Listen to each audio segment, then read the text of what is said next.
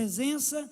Te pedimos que o Senhor continue usando a vida dele como tens usado, em qualquer lugar que o Senhor tenha o enviado, e o Senhor traga a tua palavra reveladora sobre nós. Dá-nos a tua unção profética sobre nossas vidas, em nome de Jesus. Bispo Jones Mar.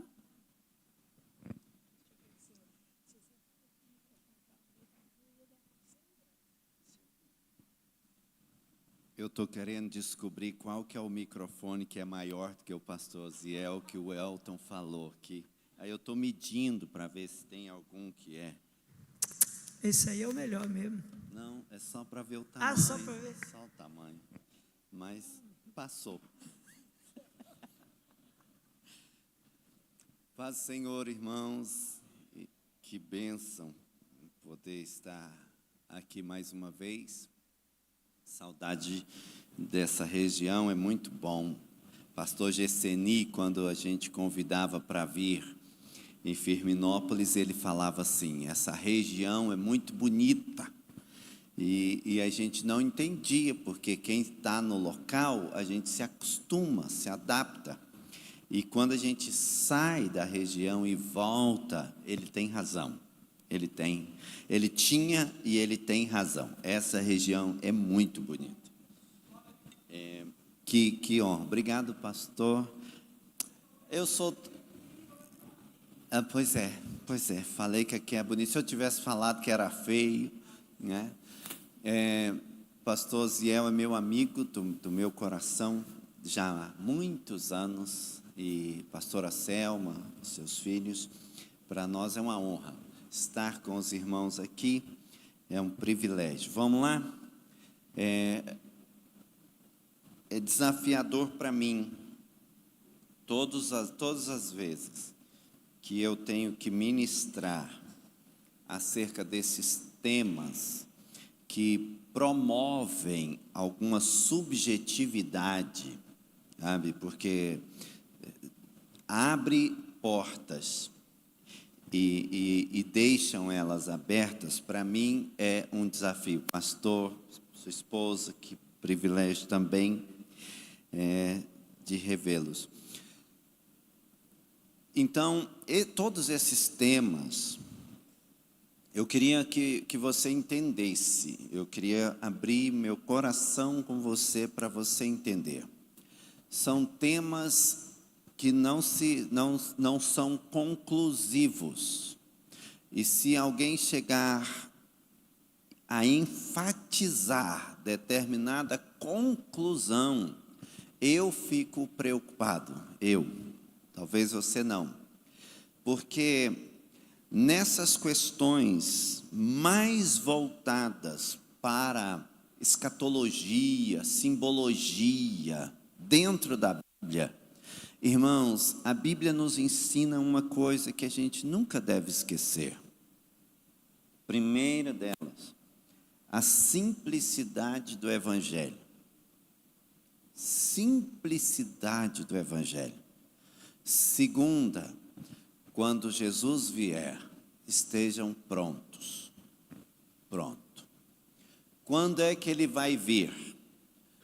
Pré-milenista, pós-milenista, amilenista, pré-tribulacionista, pós-tribulacionista, ou ou endotribulacionista. Irmãos, isso não vai acrescentar um fio de cabelo na minha cabeça. Não vai mudar nada. Se ele vier antes, se ele vier no meio, ou se ele vier depois, muda o quê? De fato e de verdade. Então, para que vocês entendam o meu temor em se tratando dessas questões, é assim, se você trouxer um especialista que vai defender a sua tese, ele afirma, confirma, atesta e assegura. É assim.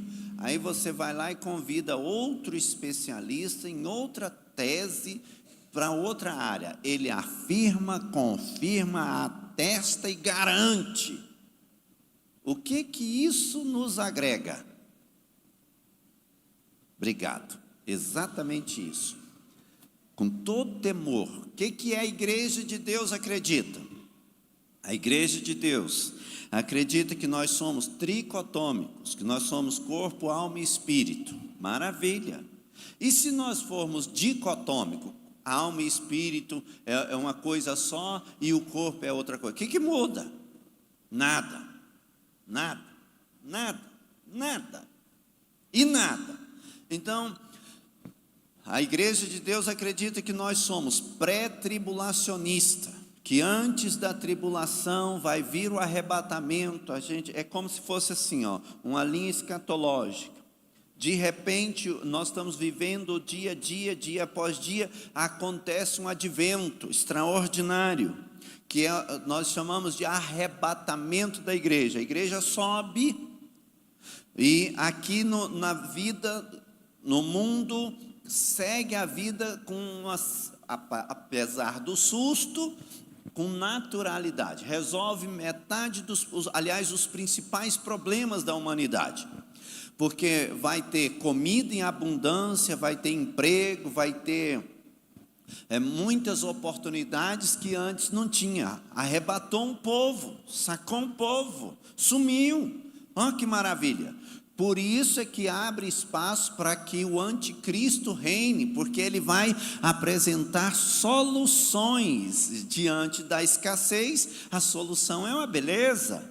E enquanto isso, lá na glória, a Bíblia, nós acreditamos que nós estamos vivendo os 7 anos da grande festa, né? Banquete, festa, etc. Aqui na terra, os primeiros 3 anos e meio, mais ou menos, bem, a partir dos outros 3, o anticristo mostra que veio, e aí nós, a igreja de Deus, crê que vem o arroxo da tribulação, e então aquela judiação de apertar o alicate, com o alicate o canto da unha, para ver se nega Jesus, que você não compra, não paga, aquelas coisas que nós já ouvimos. Isso todo acontece aqui. E aqueles que por acaso, em situação de morte, ainda permanecerem fiéis, serão recebidos no céu. Com palmas nós estamos recebendo as bodas do Cordeiro, coroa, e coroa, e tem uns que brigam por conta de coroa. Eu já estou recebendo a minha por aqui mesmo, né, que já está bem usada. Então, irmãos, lá no céu não tem como fazer inveja, lá no céu não tem como postar no grupo, sabe, aqui vou postar o tamanho da minha coroa, que é maior do que a do irmão. Lá não vai ter isso, irmão. Então, eu não preciso de coroa no céu, preciso estar lá. Tem uns pastores que dizem que a gente tem uma ala, tem o setor, que é os condomínios fechados do céu, que tem mansão, e tem as favelas do céu. Irmão, eu quero estar depois da favela, se tiver, eu estando lá.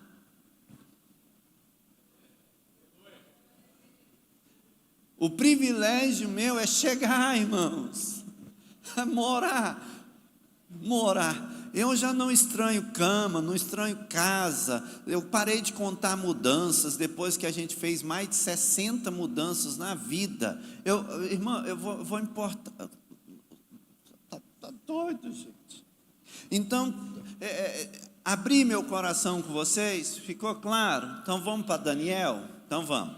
Daniel, qual é a proposta de Daniel? Lembrem-se.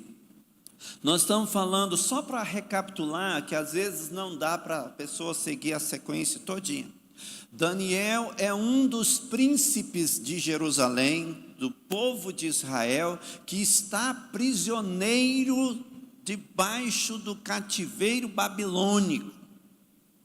E preste atenção uma coisa, a prisão da Babilônia, a estratégia de domínio do babilônico aos seus escravos é totalmente diferente, tá? Para que nós possamos perceber a ideia da questão. Por que o rei de Babilônia chamou Daniel, Ananias, Misael e Azarias, vulgarmente apelidados de Sadraque, Mesaque e Abednego?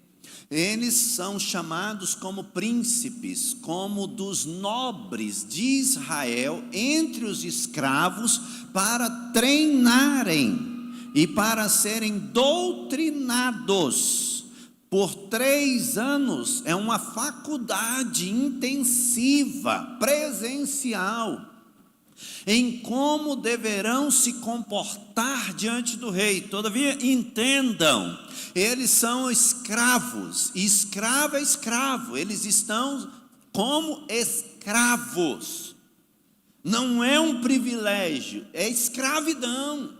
Eles foram vencidos, e por uma série de fatores, tanto Daniel e seus amigos decidiram no seu coração não se contaminarem com os manjares do rei e com as oferendas deste rei. Não se contaminaram com os manjares, que se trata de comida, e se tem um negócio que pega crente, é comida. Decidiram não se contaminar, decidiram não se curvar, e decidiram continuar orando quando havia decreto para pararem de orar, porque os reis daquela época se posicionavam como deuses e exigiam culto. Por isso que fizeram as estátuas, fizeram tantas artimanhas e as ameaças. Agora, nesse capítulo, entenda uma coisa: o capítulo 7 de Daniel, que nós leremos agorinha, o capítulo 7, ele está fora de contexto temporal, porque provavelmente esse capítulo fora escrito antes de Daniel ser lançado na cova dos leões, aproximadamente 14 anos, 12 anos, aproximados. Então ele deveria estar antes, ele não está em ordem cronológica dos fatos. Daniel já serviu ao rei Nabucodonosor por mais de 40 anos, mas continua escravo, com uma série de privilégios, porque ele foi doutrinado. Eu pulei aqui a questão que eu queria te chamar a atenção, esqueci. O babilônico, a estratégia dele de dominação é intelectual, é ideológica, usando um termo mais fácil da gente compreender, é ideológica. Eles trazem os melhores dos escravos e os instruem na sua cultura, para que eles permaneçam semelhante, com aparência de liberdade, porém escravos da mente e do coração. E fora isso que Daniel e seus amigos decidiram fazer os estudos aos quais eles eram subjugados a fazer por serem escravos, mas decidiram não se contaminar, guardarem-se puro no coração. O que quer dizer isso? Vamos tentar aprender isso hoje. Capítulo 7. No primeiro ano de Belsazar, rei da Babilônia, Daniel teve um sonho. Detalhe, agora não é o rei quem sonha, agora é o próprio profeta. E certas visões passaram por sua mente.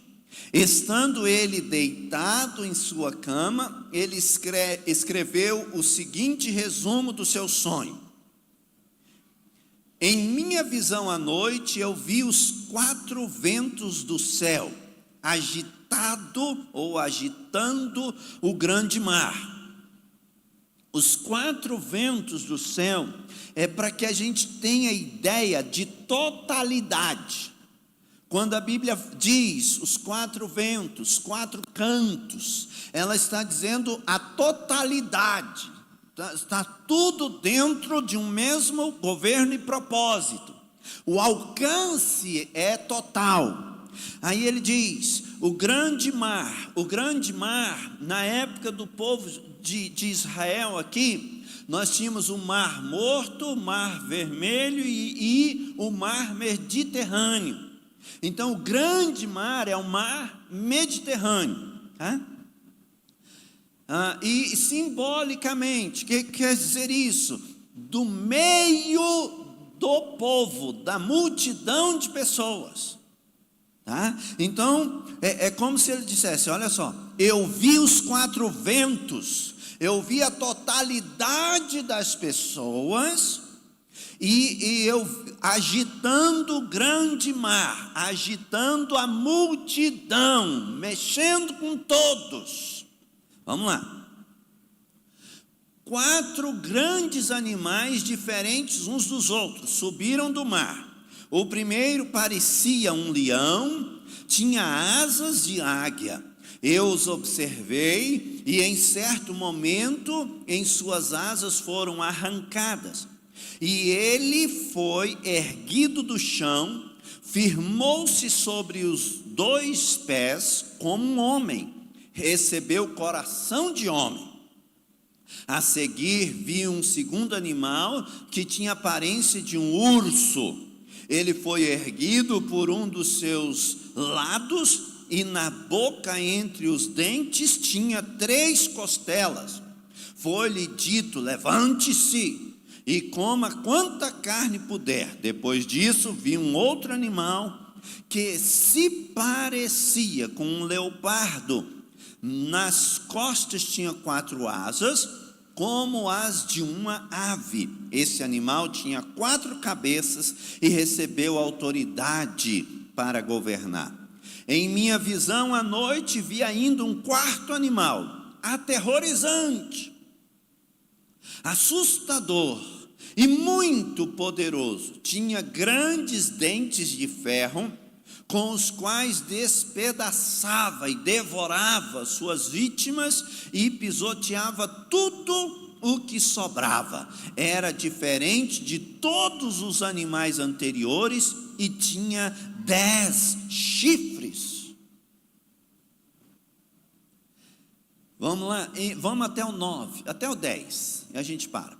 Enquanto eu considerava os chifres, vi outro chifre pequeno, que surgiu entre eles, e 3 dos primeiros chifres foram arrancados para dar lugar a ele. Esse chifre possuía olhos, como os olhos de um homem, e uma boca que falava com arrogância.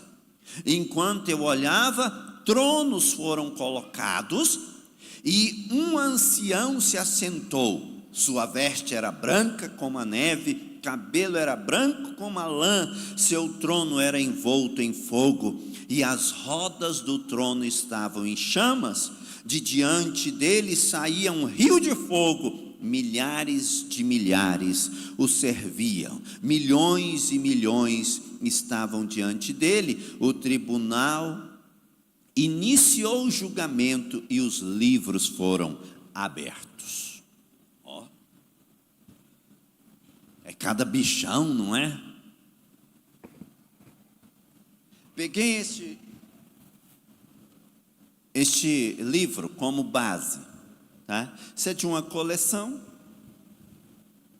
Depois eu posso mandar fotos para vocês.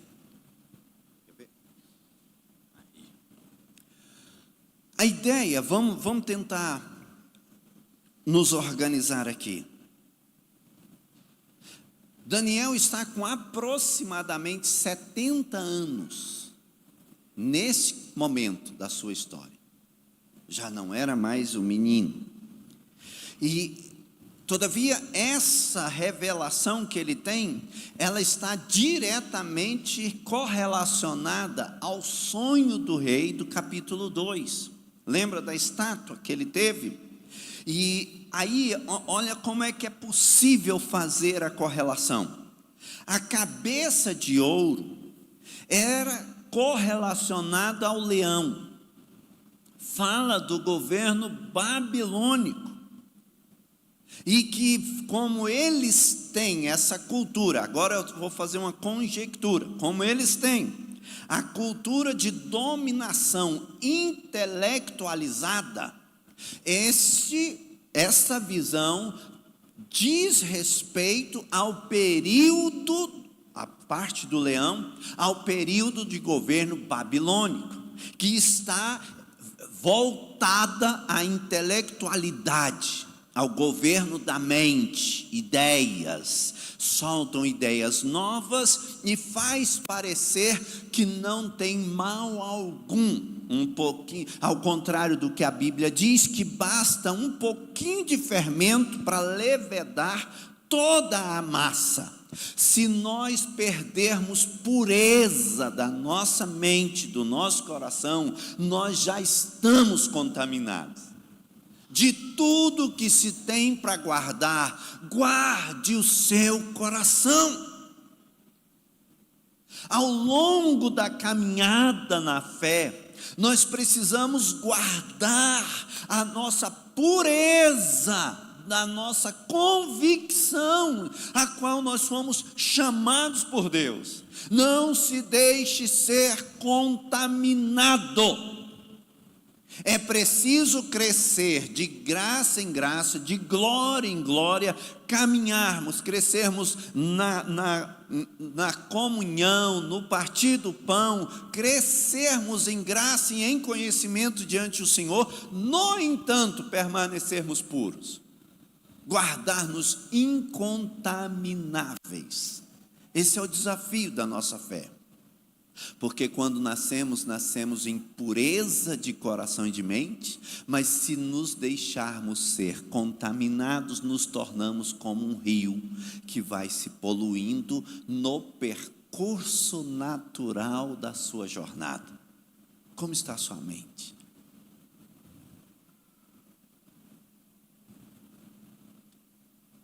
Como está seu coração? Depois de uma semana de fé, depois de um mês de fé, depois de 10 anos de fé, de 30, de 40, de 50 anos, depois de ver tantas coisas, de conviver com tantas coisas, você ainda tem guardado a sua mente e o seu coração? O urso, ele está correlacionado lá, a estátua, a parte frontal, de peito, de braço, da estátua do rei. Em contrapartida, enquanto o rei sonha e na sua imagem está direcionada com os utensílios ou com minérios, ouro, prata, ferro, essas coisas, porque isso tem significado para reis.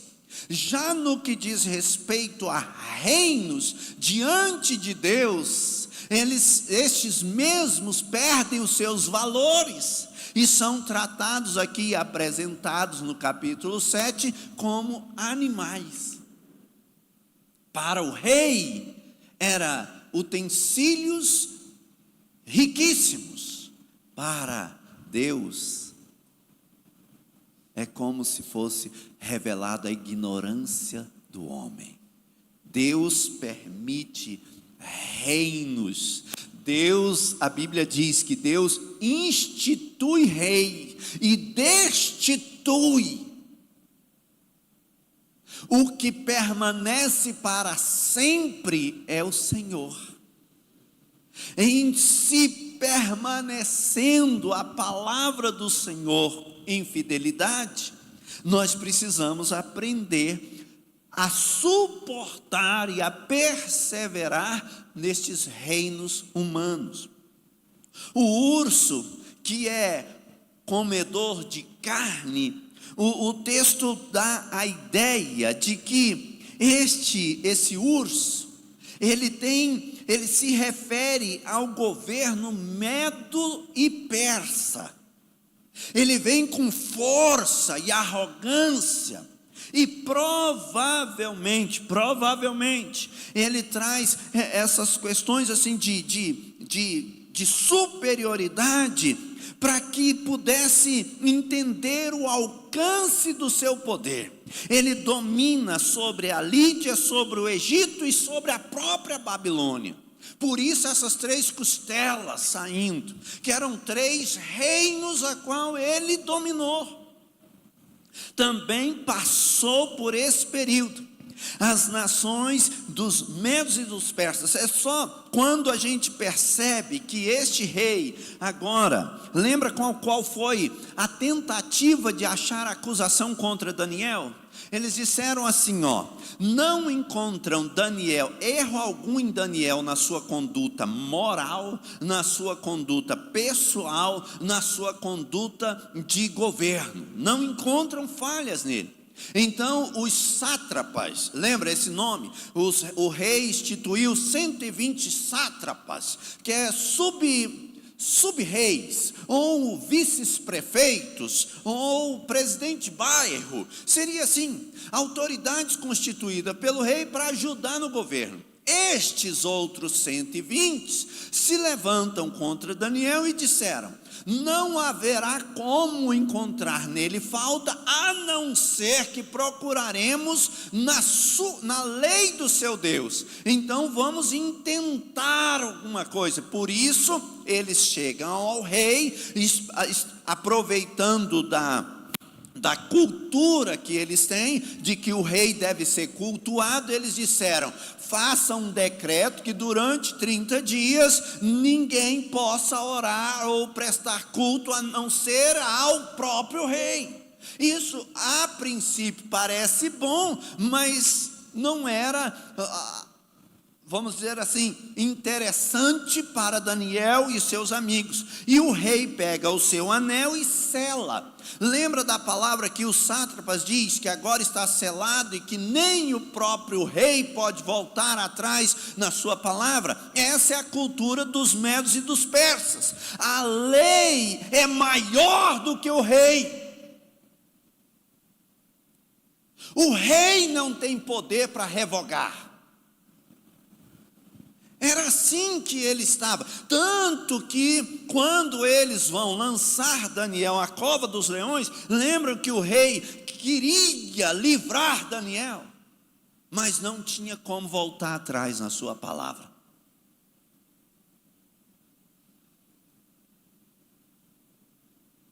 Foi isso que aconteceu. Agora, o terceiro animal, que é o leopardo, e interessante, parece um leopardo, mas tem asas. Refere-se ao governo que vai do Império Romano. E agora, se nós percebermos isso, Daniel está há mais ou menos 300, 400 anos antes de Cristo, nesse período. E este Império Romano vai se tornar o maior de todos e vai preparar o ambiente, porque o Império Romano vai se crescer assustadoramente. Daí é que vem o grego como língua quase que mundial, onde nesse contexto é que vai surgir Jesus Cristo. E a língua principal do Novo Testamento é o grego koiné, um grego comum. Fica fácil porque tem logística, tem estradas abertas por todo o período e a linguagem é a mesma. Aquilo que parecia ser um transtorno, Deus usa a favor do seu propósito. Você consegue perceber a soberania de Deus na ignorância do ser humano? Resumindo simploriamente,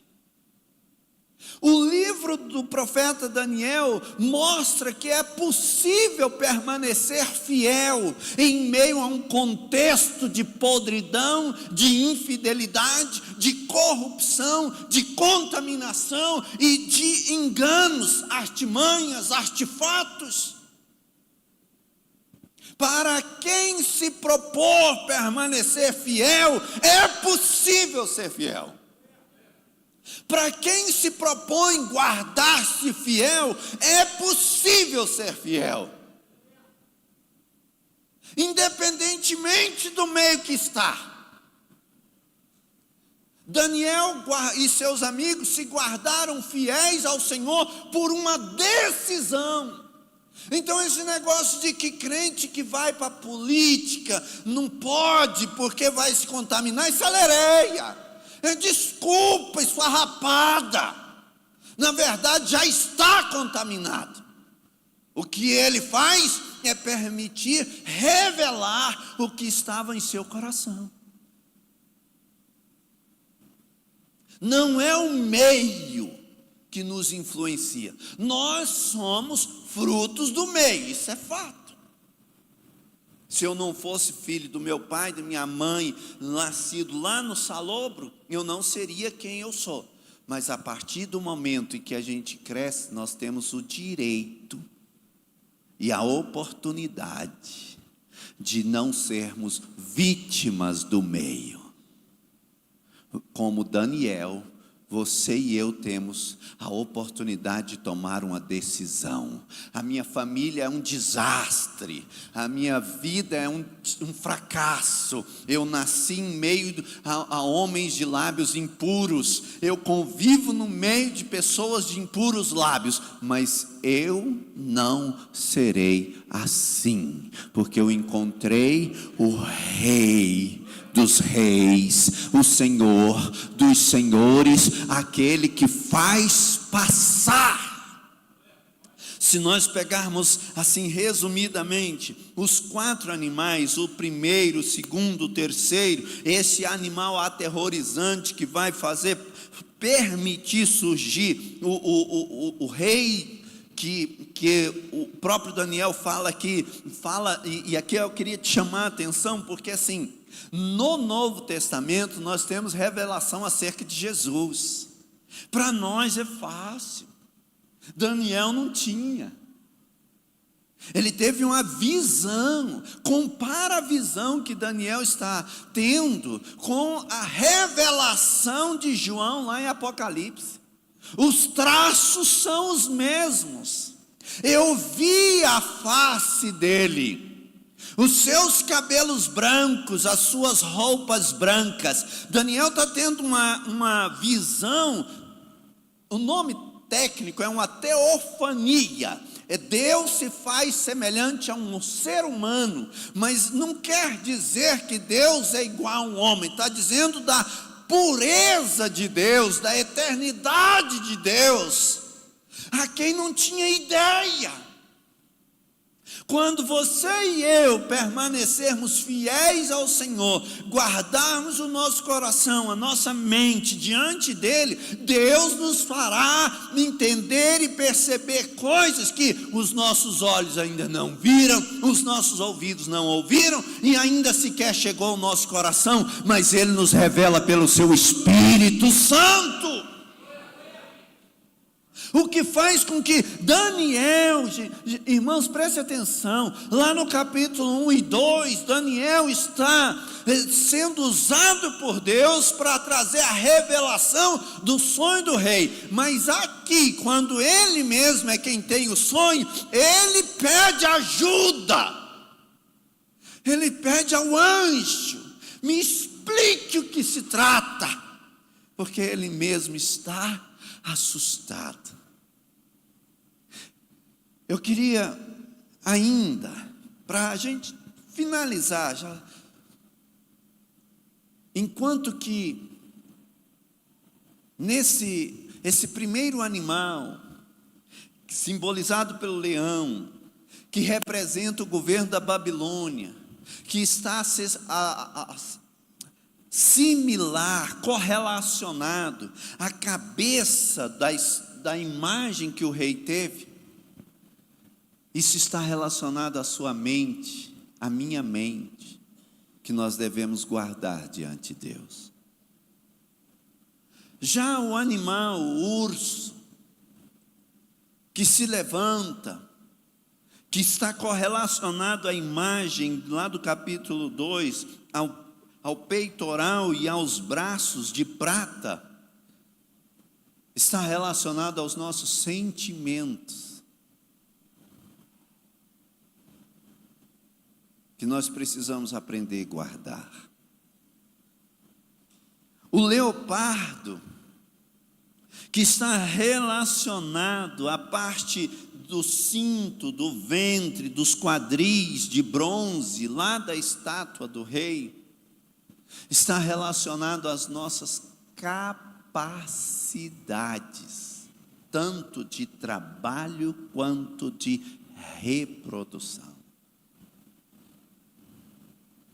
Deus nos chamou para crescermos, multiplicarmos, guardados nele. Um animal aterrorizante, assustador, que fala das pernas e dos pés, as pernas de ferro e os pés de barro da estátua, fala do nosso alcance. Se você estiver firmado na rocha que é o Senhor, vão vir ventos, vão vir tempestades, vão dar contra a sua casa, mas você não cai, porque ele se faz como rocha. Fala da sua estabilidade e perseverança no caminho. Você consegue entender isso?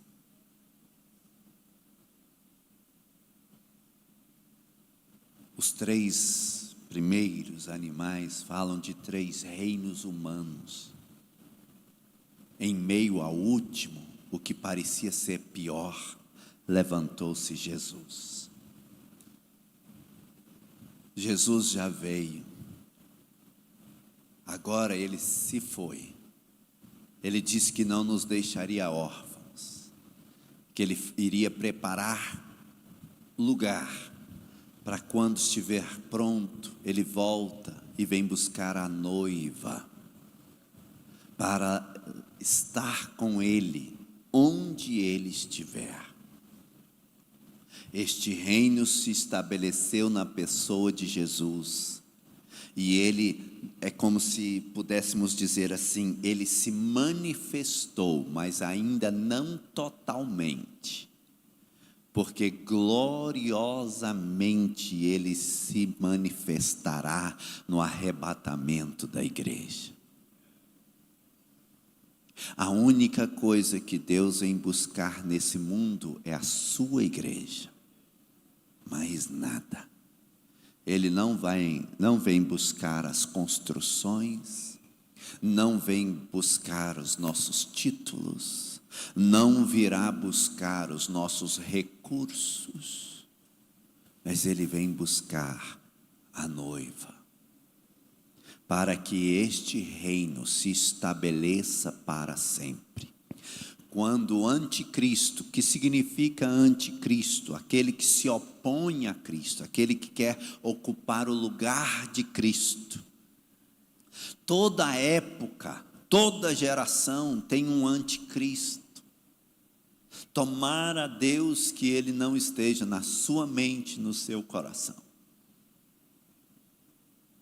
Tomara a Deus que não tenha nada roubando o lugar de Cristo na sua mente, no seu coração, porque isso é anticristo, é oposição a Cristo. O que tem se levantado para fazer você querer desistir? Minha esposa e eu passamos por uma experiência interessantíssima. Essa semana nós fomos andar de bicicleta, e ela está sedentária há anos, e nós fomos com os filhos. Ela disse, mas eu não consigo. mas nós vamos tentar. E começamos a andar. Nós andamos 24 quilômetros. E ela está ali vivona ainda. Está um pouco roxinha, mas não é da bicicleta, é dela mesmo. Aí ela disse, mas como que pode? Eu não acreditava. Pois é isso mesmo.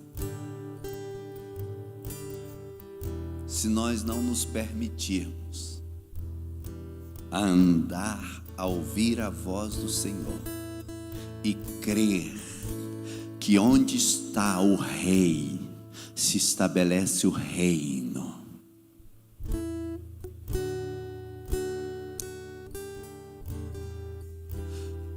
Os nossos irmãos adventistas ficam brigando. Para eles nós temos um dia de descanso. Eu fico pensando, para quem vive essa fadiga desse mundo, um dia não dá para descansar nada. Não existe um dia de descanso. Aí tem outros para rebater os irmãos da Adventista que diz que é o sábado. Aí vem o outro e fala é o domingo. Gente, para com isso. Existe um lugar de descanso na presença dEle. Aquele que habita no esconderijo do Altíssimo, a sua sombra descansará.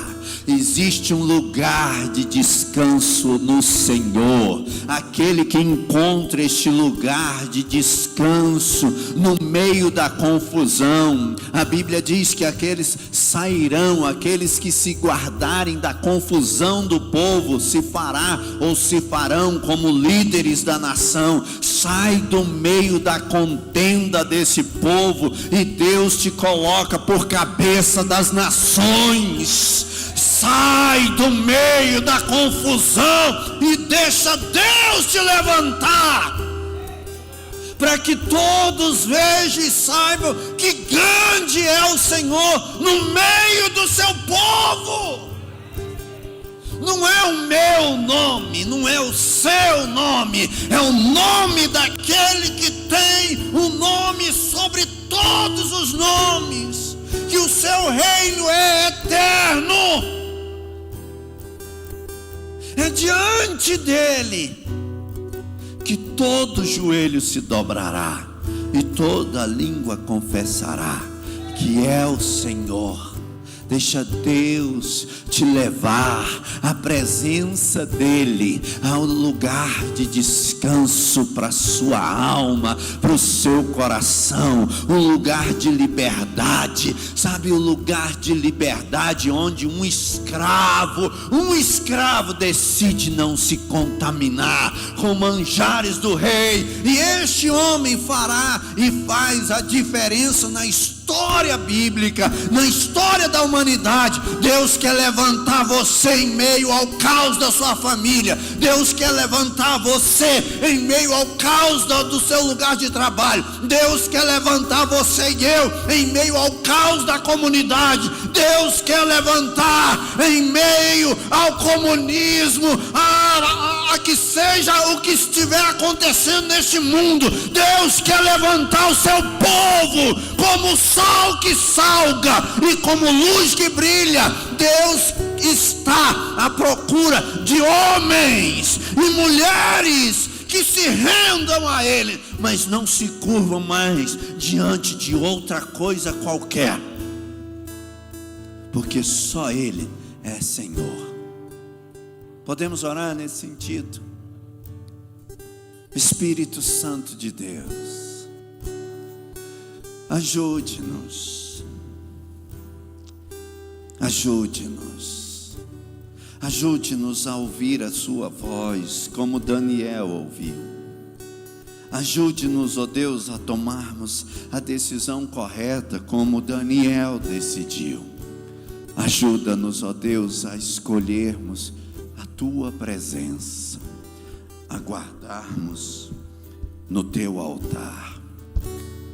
Senhor, Rei meu e Deus meu, nós somos o sacrifício vivo hoje. nós somos os que o Senhor tem guardado como remanescentes nos dias de hoje. Ajuda-nos a perseverarmos na Tua presença, Senhor. O Senhor é quem sonda os nossos corações e a nossa mente. O Senhor é quem conhece as nossas expectativas e frustrações. O Senhor é aquele que fere, mas é aquele que sara. O Senhor é aquele que toma pelas mãos os que estão cansados, os que estão sobrecarregados, os que estão fadigados. O Senhor é o Senhor quem tira o fardo pesado e traz um fardo leve. É o Senhor que tira o fardo, o jugo desagradável e traz um jugo suave. Senhor, ensina-nos a sermos como Jesus. Eis-nos aqui. Separa-nos, Senhor. Aleluia, Jesus.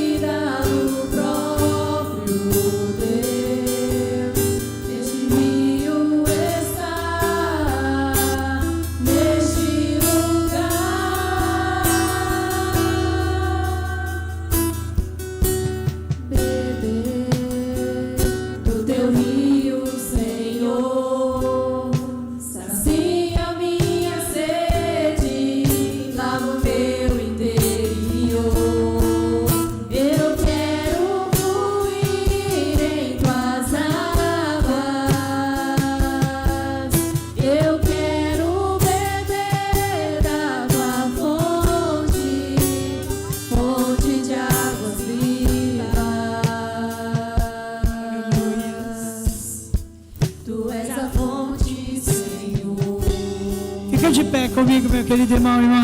Aleluia. Olha,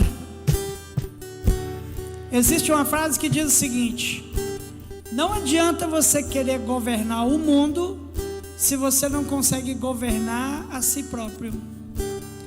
Não adianta querer governar uma cidade se você não consegue governar os seus sentimentos, as suas emoções, os seus sonhos.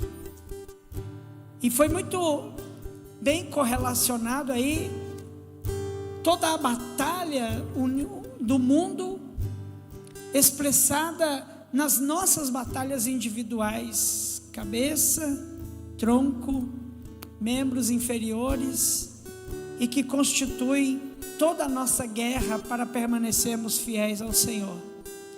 Então, meu irmão, minha irmã, deixa que Deus cuida do mundo, mas você se ocupe em cuidar da sua vida, do seu corpo, da sua salvação.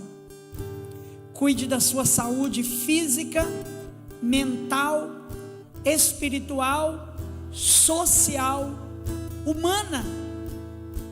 A sua trajetória nessa terra, faça da sua jornada uma jornada de glórias e honras ao nome do Senhor. Viva o melhor que você puder na presença de Deus e cuide da sua vida. E a palavra profética para nós nessa noite é: governe muito bem a si mesmo. Amém? Estenda suas mãos aqui, o bispo João vai orar de novo por essa unção aqui. Vamos lá.